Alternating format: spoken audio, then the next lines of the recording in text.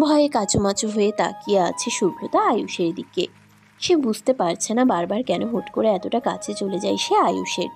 বুকের ধুকপুকানি বেড়ে গেছে অনেক আগেই। শ্বাস আটকে আসার উপক্রম শুভ্রতার। কথা বলার সাহস পাচ্ছে না সে। না জানি আয়ুষ কতটা রেগে গেছে তার উপর। নানা কিছু মাথার ভিতর ঘুরপাক খাচ্ছে শুভ্রতার ভাবনার মাঝখানে বলে উঠল আয়ুষ, কি ব্যাপার মিস চাশমিশ, এভাবেই থাকবেন নাকি? সাথে সাথে চমকে উঠল শুভ্রতা। ছিছি, না জানি আয়ুষ তাকে কি ভাবলো। নিজের ভাবনায় এতটাই মগ্ন ছিল শুভ্রতা, সে যে আয়ুষের উপর থেকে এখনো ওঠেনি তা মাথা থেকে একদমই বেরিয়ে গেছে তার। চটজলদি শুভ্রতা উঠে পড়ল আয়ুষের উপর থেকে। তারপর শীতল মেশানো কণ্ঠে বলে উঠল, সরি, আসলে কিছু বলতে হবে না, শুধু এটা বলো চোখে তো চশমা পরেছো, তারপরে চোখে দেখো না। আয়ুষের কথা শুনে চোখের চশমাটা হাত দিয়ে ঠিক করলো শুভ্রতা। তারপর বলল, না মানে চোখে দেখিনি এমনটা নয়, লাইব্রেরিতে ঢুকতে গিয়ে হোঁচট খেয়ে পড়ে গেছি আর কি। রীতিমতো ঘেমে একাকার হয়ে গেছে শুভ্রতা। ভয়ে হাত পা কাঁপছে তার। আয়ুষ শুভ্রতার অবস্থা বুঝতে পেরে বেশি কিছু না বলে শুধু বলল, ঠিক আছে, আর কিছু বলতে হবে না তোমার। এতটুকু বলে আস্তে আস্তে উঠে দাঁড়াতে নিল আয়ুষ। কিন্তু না, উঠতে পারছে না আয়ুষ। কোমরে ব্যথা পেয়েছে সে। আর বেশি চেষ্টা চালালো না আয়ুষ, চুপটি করে বসে রইল কিছুক্ষণ। আয়ুষকে উঠতে না দেখে বুঝতে পেরেছে শুভ্রতা আয়ুষ কোমরে ব্যথা পেয়েছে খুব।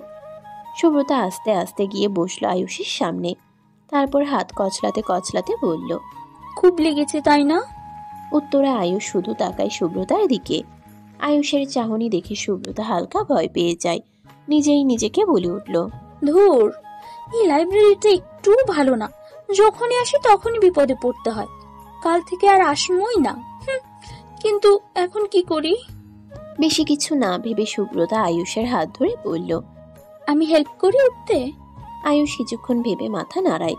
তারপর আস্তে আস্তে আয়ুষের হাত ধরে বসা থেকে উঠে দাঁড় করায় শুভ্রতা। তারপর আস্তে আস্তে আয়ুষকে বসিয়ে দেয় সে লাইব্রেরিতে থাকা একটা চেয়ারে। আয়ুষ কোমরে ব্যথা পাচ্ছে, তারপরও যথাসম্ভব ব্যথা নিয়ে চুপটি করে বসে রইল আয়ুষ।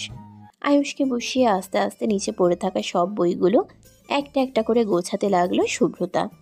আর আয়ুষ শুধু তাকিয়ে রইল শুভ্রতার মুখের দিকে। আজকে শুভ্রতা একটা মিষ্টি কালার জর্জের ট্রিপিস পরে এসেছে। চুলগুলো আজও খুলে দিয়েছে। চোখে মুখে হালকা মেকআপ দিয়েছিল, কিন্তু বর্তমানে তা নেই। কোমরে ওড়না বেঁধে পিছনের চুলগুলোকে খোপা করে নিচে বসে বই উঠাচ্ছে শুভ্রতা।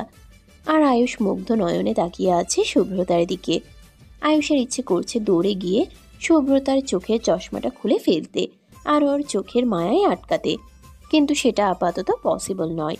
তাই নিজের ইচ্ছেটাকে নিজের মধ্যে দমিয়ে রেখে চুপটি করে বসে রইল সে। শুভ্রতার কপালের সামনে এসে পড়া ছোট ছোট চুলগুলোর জন্য আরও বেশি আকর্ষণীয় লাগছে তাকে। আনমনেই হেসে উঠল আয়ুষ। কিছুক্ষণের মধ্যেই সব বইগুলো গুছিয়ে রাখলো শুভ্রতা টেবিলের উপর। তারপর বলল, সব তো গুছিয়ে রেখেছি, কিন্তু ওনাকে নিয়ে বাইরে যাব কিভাবে? শুভ্রতার চিন্তিত মুখ দেখে বলে উঠল আয়ুষ, চিন্তা করো না, আমি তানবীরকে মেসেজ করে দিয়েছি, ও আমায় নিয়ে যাবে। আয়ুষের কথা শুনে স্বস্তির নিঃশ্বাস ফেলল শুভ্রতা। তারপর বাঁধা খোপাটা খুলে ফেলল, সাথে ওড়নাটাও ঠিকমতো পরে নিল। তারপর জোরে শ্বাস ফেলে কিছুক্ষণ চুপটি করে দাঁড়িয়ে রইল। 2 মিনিট পর শুভ্রতা নিজেকে স্বাভাবিক করে সামনে এসে দাঁড়ালো আয়ুষের। তারপর মিনমিন কণ্ঠে বলল সে, সরি, আমার জন্য আপনার সমস্যা হচ্ছে বারবার। It's okay. বাসায় গিয়ে মলম লাগিয়ে নিন। শুভ্রতার কথা শুনে হালকা হাসলো আয়ুষ। এমন সময় রুমে ঢুকলো তানবীর। কিছুটা বিস্মিত কণ্ঠে বলল সে, কি হয়েছে তোর আয়ুষ? তানবীরের কণ্ঠ শুনে আয়ুষ শুভ্রতা দুজনেই তাকালো তানবীরের দিকে। আয়ুষ তানবীরকে দেখে বলল, এমন কিছু নয়, আমায় একটু বাইরে বের করতে হবে তোকে। আয়ুষের কথা শুনে অবাক হয়ে বলল তানবীর, কি? কেন? কাছে আয় বলছি। আয়ুষের কথা শুনে তানবীরও ছুটে আসলো আয়ুষের কাছে। তারপর আয়ুষ তার সাথে ঘটে যাওয়া সব ঘটনা বলল। শুভ্রতা মাথা নিচু করে দাঁড়িয়েছিল আয়ুষের পাশে। তানবীর একবার আয়ুষ আর একবার শুভ্রতার দিকে তাকিয়ে উচ্চস্বরে হেসে দিল। তানবীরের কাণ্ড দেখে বলে উঠল আয়ুষ, তুই হাসছিস? হাসবো না তো কি করবো বল? তোদের দুজনের সাথে যখনই এই লাইব্রেরিতে দেখা হয় ততক্ষণই বিপদে পড়িস। একবার লাইব্রেরি দরজা আটকে রাতভর একসাথে থেকে আর এক নয় লাইব্রেরিতে ঢুকতে গিয়ে কোমর ভেঙে। তবে যাই বলিস, তোদের কেমিস্ট্রিটা কিন্তু একদমই ভিন্ন। বলতে বলতে আবারও হেসে উঠল তানভীর। তানভীরের কথা শুনে আয়ুষ একবার তাকালো শুভ্রতার দিকে। না জানি তানভীরের মুখে এসব শুনে কি রিয়াকশন দেয় ও। কিন্তু না, শুভ্রতা তেমন কোনো রিয়াকশন দিল না। সে তো মাথা নিচু করে হাত কসলাচ্ছে। আয়ুষ হালকা শ্বাস ফেলে বলে উঠল তানভীরকে, ওই তুই কি এভাবে মজা নিতে এসেছিস নাকি আমায় নিয়ে যেতে? সরি দোস্ত, চল যাই। হুম। তারপর আয়ুষ তানভীরকে নিয়ে বেরিয়ে যায় লাইব্রেরি থেকে। অবশ্য যাওয়ার আগে একবার তাকিয়েছিল আয়ুষ শুভ্রতার দিকে। শুভ্রতাও তাকিয়েছিল আয়ুষের যাওয়ার পানে। আয়ুষ বেরোতেই শুভ্রতাও বেরিয়ে যায়। আর মেঘলা দিয়া অনেক আগেই চলে গেছে। রাত 10টা। নিজের রুমে বিছানায় চুপটি করে শুয়ে আছে শুভ্রতা। আজকে একটু অন্যরকম লাগছে সবকিছু। পুরো রুমটাই রাতে জ্যোৎস্না ভরা আলোতে আলোকিত হয়ে আছে। জানালার রঙিন পর্দা ভেদ করে বাতাস আসছে শুভ্রতার রুমে। আজ খুব করে শুভ্রতার আয়ুষের কথা মনে পড়ছে। চোখের সামনে ভেসে আসছে তার আয়ুষের সাথে কাটানো মুহূর্তগুলো। এক অদ্ভুত ভালো লাগা কাজ করছে শুভ্রতার ভিতর। আচ্ছা, হুট করে আয়ুষের কথা মনে পড়ছে কেন? তাহলে কি তুই কোনোভাবে আয়ুষকে ভালোবেসে ফেলেছিস শুভ্রতা? ভাবতেই হকচকিয়ে শোয়া থেকে উঠে বসলো শুভ্রতা। আনমনেই হেসে উঠল সে। তারপর বিছানা ছেড়ে চলে যায় সে ব্যালকনির দিকে। সচরাচর এই টাইমে ঘুমিয়ে অজ্ঞান হয়ে থাকে শুভ্রতা। কারণ বেশি রাতে একা রুমে থাকতে ভয় লাগে তার। কিন্তু আজকে সেগুলো কোনো কিছুই মনে নেই শুভ্রতার। সে তো তার মতো আয়ুষের ভাবনায় মগ্ন। ব্যালকনির রেলিং ধরে দাঁড়িয়ে আছে শুভ্রতা। বাতাসে তার চুলগুলো উড়ছে। চোখ বন্ধ করে ফিল করছে শুভ্রতা বাতাসটাকে। হঠাৎই কপালে কারোর ঠোঁটের স্পর্শ পেতেই কেঁপে উঠল শুভ্রতা। চোখ খুলে সামনে আয়ুষকে দেখে আরো অবাক হয়ে বলল সে। আয়ুষের কথা শুনে শুভ্রতা বুঝতে পারছে না কি বলবে। সে এটাও বুঝতে পারছে না আয়ুষ এখানে আসলো কি করে। আয়ুষ একটু একটু করে এগিয়ে আসতে লাগলো শুভ্রতার দিকে। আয়ুষের কাছে ঘাবড়ে যায় শুভ্রতা। পিছনে যাবে তারও উপায় নেই।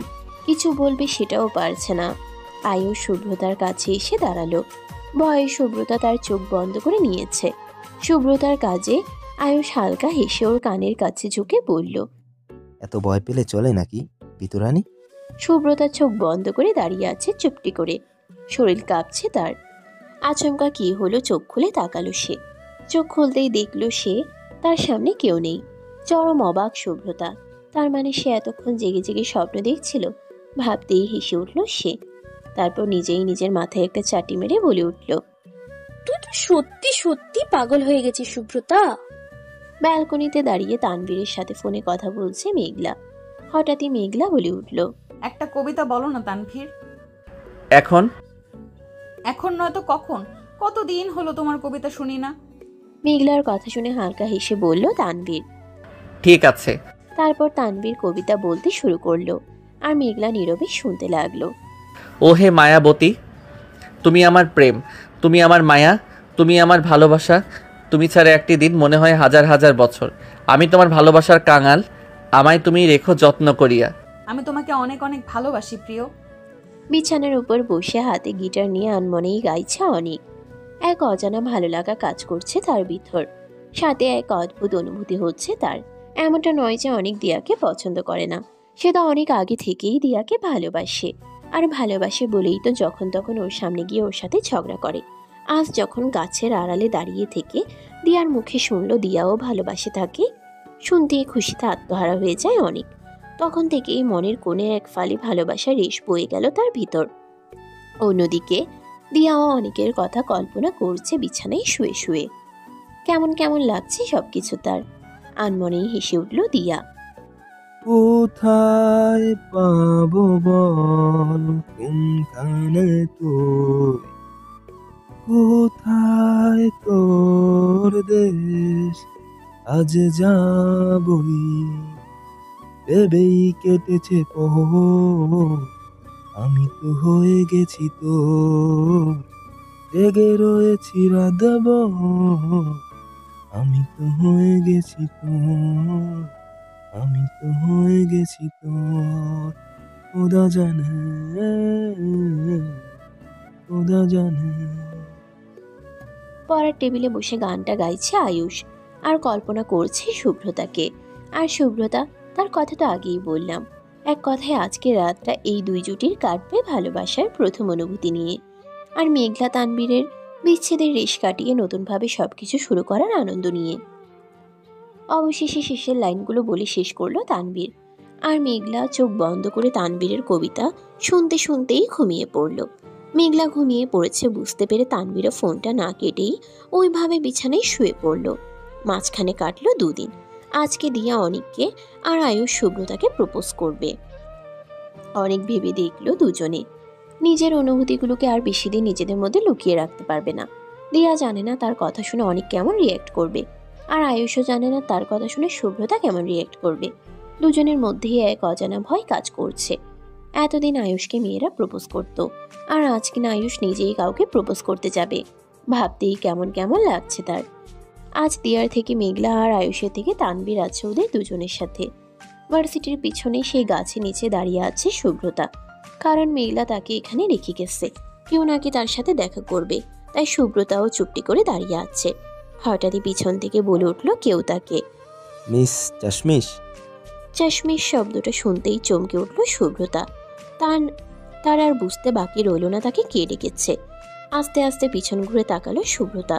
পিছনে তাকাতেই অন্যদিকে ভার্সিটির 3 তলায় একটা ফাঁকা রুমে দাঁড়িয়ে আছে অনেক, কারণ দিয়া তাকে থাকতে বলেছে, কিন্তু দিয়ার আসার কোনো নামগন্ধ পাচ্ছে না অনেক। হঠাৎই কারোর পায়ের শব্দ পেল অনেক। পায়ের শব্দেই বুঝে গেছে অনেক দিয়া এসেছে। অনেক পিছন ঘুরতে নিলেই দিয়া বলে উঠল, প্লিজ পিছন ঘুরিস না, তাহলে আমি কিছু বলতে পারবো না। দিয়ার কথা শুনে অনেকেও আর পিছন ঘুরে তাকালো না, উল্টো দিকে ঘুরেই বলল সে, কেমন কথা বলবি আমায় এলইডি বাল্ব, যে পিছিয়ে ঘুরে তাকানো যাবে না? দেখ, একদম মাথা গরম করবি না বলে দিলাম, ফাটা টেনিস বল। ঠিক আছে বাবা, বলবো না, এখন বল। দিয়া ছোট্ট শ্বাস ফেলে বলতে শুরু করলো। অবাক দৃষ্টিতে তাকিয়ে আছে শুভ্রতা আয়ুষের দিকে, কারণ আয়ুষ তার সামনে হাঁটু গেড়ে বসে রয়েছে, হাতে তার ছোট্ট একটা সুন্দর লাল গোলাপ। শুভ্রতা কিছু বলবে তার আগে আয়ুষ বলতে শুরু করলো, আমি জানি তোমার মনে হাজার প্রশ্নরা উকি মারছে এখন। অনেক বড় বড় বিষণ্ণতা ঘিরে ধরেছে তোমায়, অনেক কিছু বলার আছে তোমায়। জানি না আমার সব কথাগুলো শুনে তুমি কেমন রিয়াকশন দেবে। এতটুকু বলে জোরে শ্বাস ফেলে আবারও বলতে লাগলো আয়ুষ, তোমার সাথে যেদিন প্রথম আলাপ হয়েছিল আমার, সেদিনই তোমার বিতু বিতু ভাব, কথায় কথায় চোখের চশমা ঠিক করা, সাথে তোমার মায়াবী চোখ দেখেই এক অন্যরকম কিছু অনুভব হয়েছিল আমার। জীবনে অনেক মেয়ে দেখেছি, কিন্তু তোমার মতো একটাও নয়। তুমি যে ছেলেদের ভীষণ ভয় পাও, সেটা তোমার সাথে যেদিন প্রথম দেখা হয়েছিল সেদিনই বুঝেছিলাম আমি। তোমার এই ভয় জিনিসটাই আকৃষ্ট করেছিল আমায়।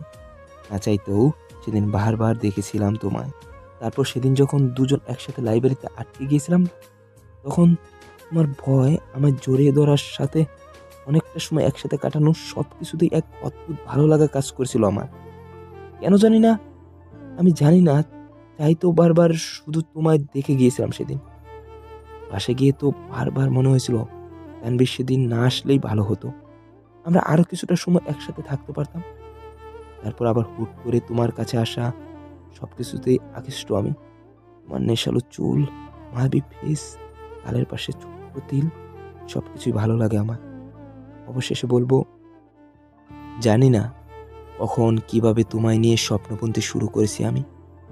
শুধু এতটুকু বলবো, তুমি কি তোমায় নিয়ে করা আমার স্বপ্নগুলো পূরণ করার সুযোগ দিবে? তোমায় যে খুব ভালোবেসে ফেলেছি আমি। আই রিয়েলি লাভ ইউ চাশমিশ। পুরো এক শ্বাসে চোখ বন্ধ করে কথাগুলো বলল আয়ুষ। শুভ্রতা হা হয়ে শুধু তাকিয়ে আছে আয়ুষের মুখের দিকে। মুখ দিয়ে কথা বের হচ্ছে না তার। সে তো ভাবতেই পারেনি আয়ুষ এমন কিছু বলবে। তুই কি কিছু বলবি, নাকি শুধু চুপ করে দাঁড়িয়ে থাকবি? এক রাশ নীরবতা ভেঙে কথাটা বলে উঠল অনেক দিয়াকে, কারণ বেশ কিছুক্ষণ যাবৎ দিয়া বলছে বলেও কিছু বলতে পারছে না। কি করে পারবে? একটা মেয়েকে একটা ছেলেকে কখনো তার মনের কথা গুছিয়ে বলতে পারে নাকি?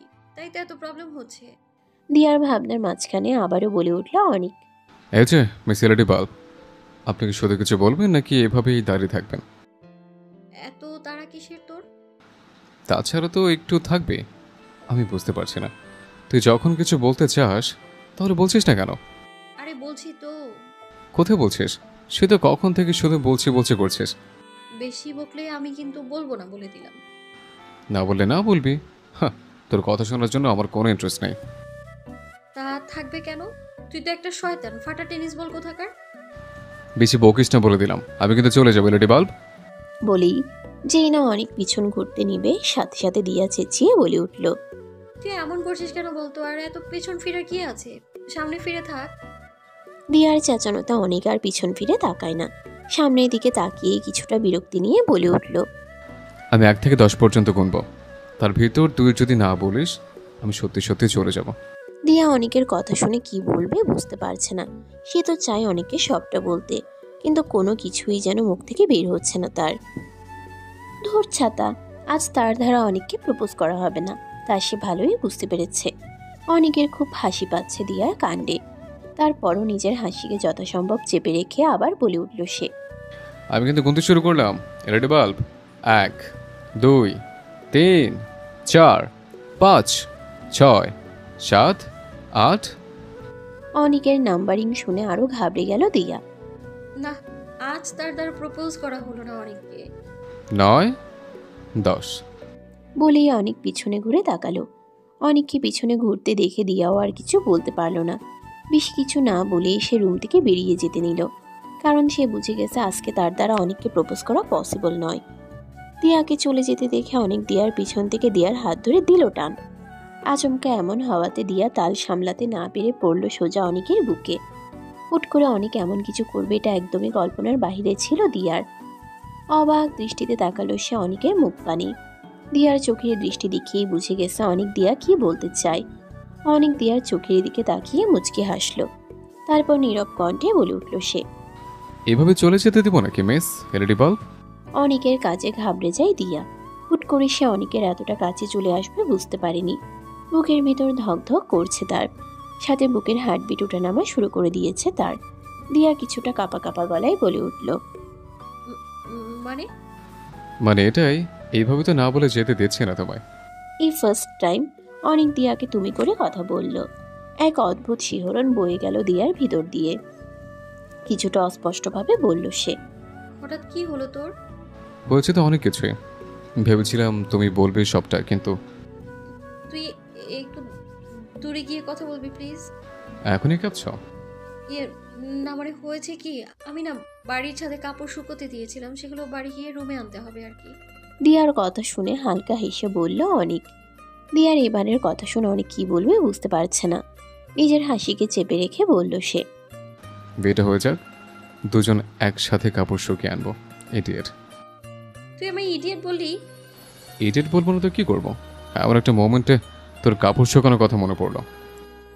এতক্ষণই তো ঠিক ছিলি, তাহলে হঠাৎ তুইতে গেলি কেন? ঠাটি একটা থাপ্পড় মারবো। ভালোবাসি তোকে গবেট। তুই আমায় প্রপোজ করছিস নাকি গালি দিচ্ছিস? তোর মাথা করছে, যা মুডটাই নষ্ট করে দিলে। বলেই অনেক ছেড়ে দেয় দিয়াকে। অনেকের কাছ থেকে ছাড়া পেতেই জোরে জোরে শ্বাস ফেলতে লাগলো দিয়া।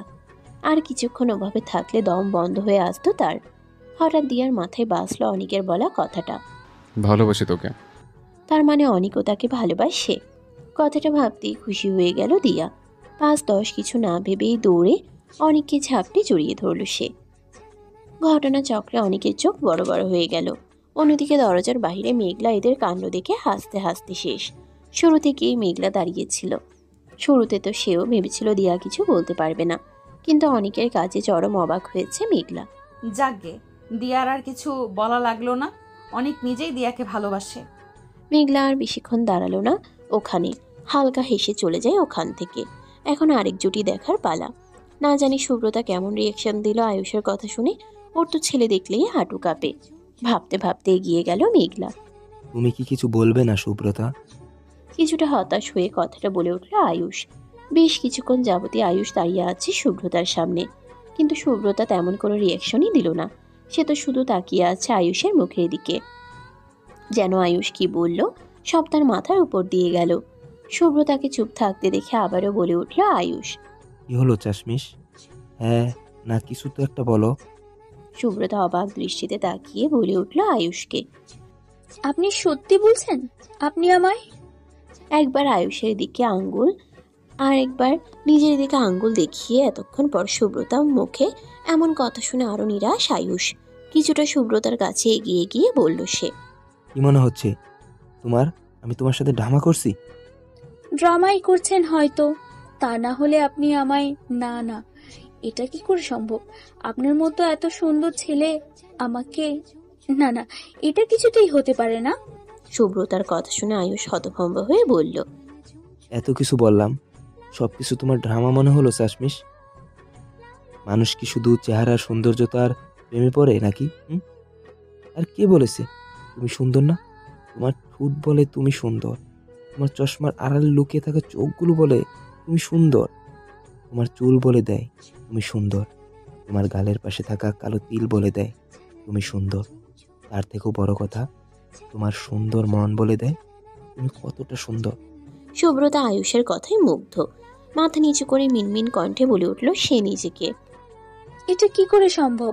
আমিও যে ভালোবাসি ওনাকে, কিন্তু উনি কি আমায় ভালোবাসতে পারে? সুব্রতার কথা শুনে আয়ুষ অবাক হয়ে বলল। কি বললে? তুমি আমাকে ভালোবাসো? এই রে, খাইছে, আয়ুষ সব শুনে নিল। এদিকে আয়ুষ খুব খুশি। নিজের এক্সাইটমেন্টকে ধরে রাখতে না পেরে জড়িয়ে ধরল সুব্রতাকে। তারপর বলল, তুমিও আমায় ভালোবাসো? এটা এতক্ষণ বলনি কেন? আয়ুষের কাজে সুব্রতা ঘাবড়ে যায়, কাপা কাপা গলায় বলে সে। ইয়ে মানে? হয়েছে, রাখো তোমার ইয়ে মানে। সবার আগে তোমার ইয়ে মানে শেষ করতে হবে। মানে? তোমার মাথা বিতুর ডিম। আপনি আমায় ভিতর ডিম বললেন? এত ভয় পেলে চলে নাকি? আপনি আমায় ভালোবাসেন, বিশ্বাস হচ্ছে না, তাই তো সবটা এলোমেলো হয়ে গেল। পাগলি একটা। আচ্ছা, আপনি তো আমায় জড়িয়ে ধরেছেন, আমিও কি আপনাকে জড়িয়ে ধরতে পারি? সুব্রতার কথা শুনে হেসে উঠল আয়ুষ। মুচকি হেসে বলল সে। আয়ুষের কথা শুনে খুশি হয়ে সুব্রতাও জড়িয়ে ধরল আয়ুষকে। ভার্সিটির পিছনে সবার আড়ালে খোলা মাঠের এক কিনারায় মস্ত বড় গাছের নিচে একে অপরকে জড়িয়ে দাঁড়িয়ে আছে সুব্রতা আয়ুষ। দুজনের মুখেই রয়েছে মুচকি হাসি। ধবধবে সাদা খোলা আকাশ, গাছের পাতার মিষ্টি বাতাস, সাথে চিকচিক করা গাছের পাশে থাকা পুকুরের পানি, মুগ্ধ করা প্রকৃতি, যেন এক নতুন গন্ধে সেজেছে তারা। আর এই সব কিছুই সাক্ষী রাখছে আয়ুষ সুব্রতার নতুন ভালোবাসার গন্ধের সম্মেলনকে। দূর থেকে এদের কাণ্ডে খুশি হলো তানবীর। যাক, সব ঠিকঠাক হলো তাহলে ভেবেই মুচকি হেসে চলল তানবীর। কিছু দূর যেতেই আচমকা কারোর সাথে ধাক্কা লাগলো তার। উফ তানভীর, চোখে দেখো না নাকি? উফ, সরি, আমি আসলে খেয়াল করিনি। ঠিক আছে, এখন বলো ওদের কি খবর? বলেই মেঘলার চোখে ফু দিতে লাগলো তানবীর, কারণ মেঘলা চোখে ব্যথা পেয়েছে। 15 সেকেন্ড পর ঠিক আছে। মেঘলা কয়েকবার চোখে পলক ফেলে বলে উঠল। এখন বলো ওদের কি খবর? তানবীরের কথা শুনে মেঘলা খুশি হয়ে বলল, ফার্স্ট ক্লাস। আর এখানে? মেঘলার দু কাঁধ ধরে হালকা ঝুঁকিয়ে বলল তানবীর। নিজেই দেখো। আয়ুষ সুব্রতার কাণ্ড দেখে অবাক হয়ে বলল মেঘলা। সিরিয়াসলি সুব্রতা মেনে নিল আয়ুষ ভাইকে? ওর তো ছেলে দেখলেই হাঁটু কাঁপতো। মেঘলার কথা শুনে হেসে উঠল তানবীর। তানবীরের হাসি দেখে বলল মেঘলা, তুমি হাসছো? হাসবো না তো কি করব শুনি? আরে আমি সত্যি বলছি, এই সুব্রতা একদমই অন্যরকম, ছেলেদের খুব ভয় পায়। এখন আর পাবে না ম্যাডাম। তা তো দেখতেই পাচ্ছি। তাহলে জড়িয়ে ধরো আমায়। তানবীরের কথায় ব্রুকুচকে বলল মেঘলা। জড়িয়ে ধরবো কেন?